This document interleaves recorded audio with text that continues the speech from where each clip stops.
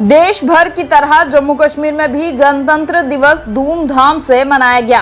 75वें गणतंत्र दिवस के अवसर पर जम्मू के मौलाना आजाद स्टेडियम में प्रदेश का मुख्य समारोह आयोजित हुआ।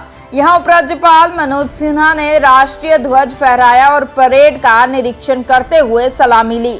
अपने संबोधन के दौरान उपराज्यपाल मनोज सिन्हा ने कहा कि जम्मू कश्मीर में पंचायत और नगर निकायों के चुनाव अनुसूचित जनजातियों और अन्य पिछड़ा वर्ग के लिए आरक्षण का प्रावधान सुनिश्चित करने की प्रक्रिया संपन्न होने के बाद कराए जाएंगे।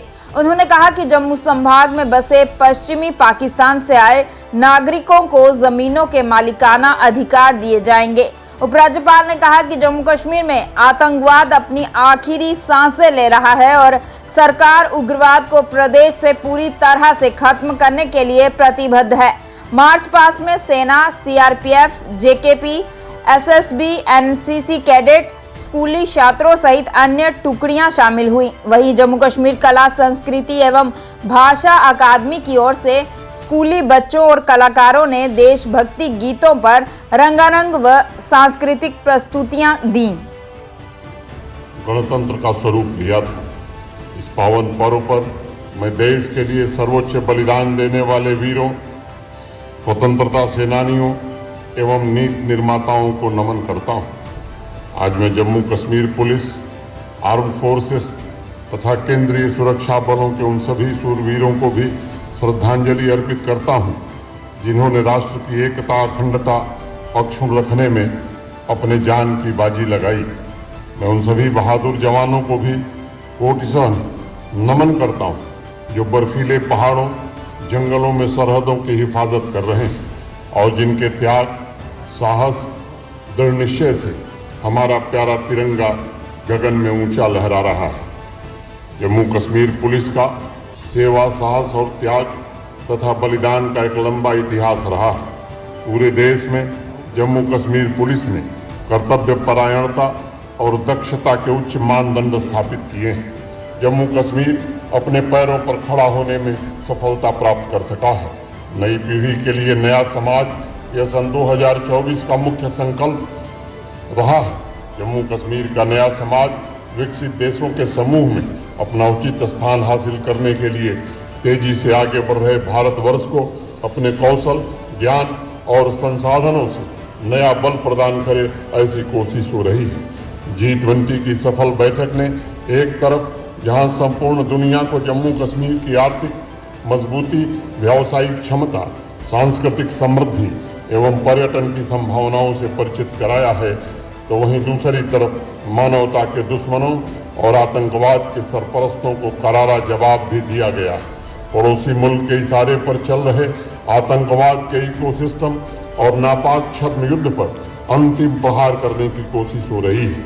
हमने एक ऐसा जम्मू कश्मीर निर्मित करने का प्रयत्न किया है जिसमें शक्ति भी है, आध्यात्म की स्तुति भी है और मॉडर्न और वैज्ञानिक व्यवस्था की शक्ति भी है।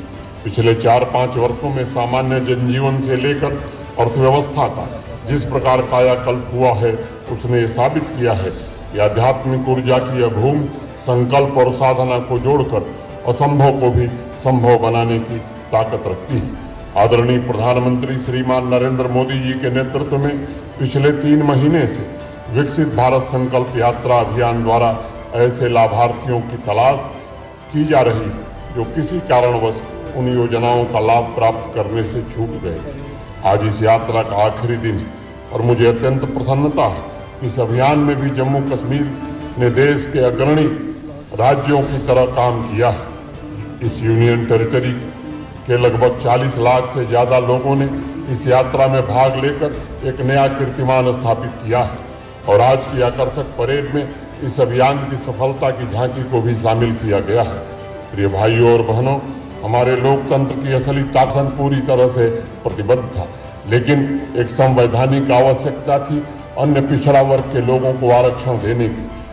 भारत की संसद ने अभी हाल ही में प्रस्ताव पारित करके ये व्यवस्था बनाई है। इस व्यवस्था के पूरी तरह से लागू होने के बाद जम्मू कश्मीर प्रशासन त्रिस्तरीय पंचायती राज व्यवस्था को पूरी शिद्दत से लागू करेगा तथा लोकतांत्रिक संस्थाओं को नई बुलंदियों पर पहुंचाने की हर कोशिश करेगा। पिछले कुछ वर्षों में लाखों युवाओं के सपनों को पूरा किया गया है। गणतंत्र दिवस की पूर्व संध्या पर जम्मू कश्मीर के 94,680 युवाओं को इंटरप्रेन्योर बनाने के लिए 1384 करोड़ रुपए की आर्थिक सहायता प्रदान की गई है। जॉब प्रोवाइडर के रूप में यह युवा शक्ति जम्मू कश्मीर की आर्थिक व्यवस्था को मजबूत बनाने में महत्वपूर्ण योगदान देंगे। 74वें गणतंत्र दिवस की पूर्व संध्या पर यानी गत वर्ष 75,000 युवाओं को इंटरप्रेन्योर बनाने के अवसर प्रदान किए गए थे। वित्तीय वर्ष 2021-22 से लेकर अब तक लगभग 8 लाख के आसपास युवाओं को स्वरोजगार के अवसर प्रदान करने में जम्मू कश्मीर प्रशासन को सफलता मिली।